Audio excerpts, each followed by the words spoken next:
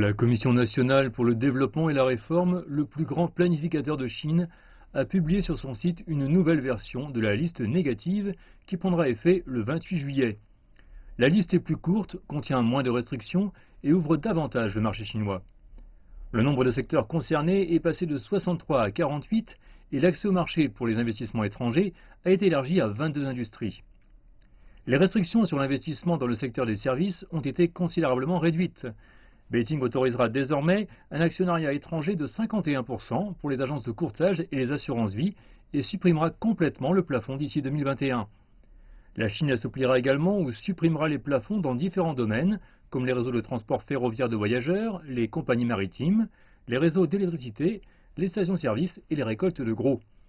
Le service manufacturier chinois va aussi devenir plus favorable aux capitaux étrangers. Les limites d'actionnariat étranger pour la production de véhicules commerciaux seront supprimées d'ici 2020 et pour les véhicules particuliers d'ici 2022. Les restrictions sur les avions et l'industrie navale seront également levées. Les capitaux étrangers seront aussi autorisés à accéder aux industries de l'agriculture et de l'énergie, ce qui inclut l'amélioration génétique, sauf pour le blé et le maïs, les fonderies de métaux de terres rares et l'exploitation minière de charbon rare.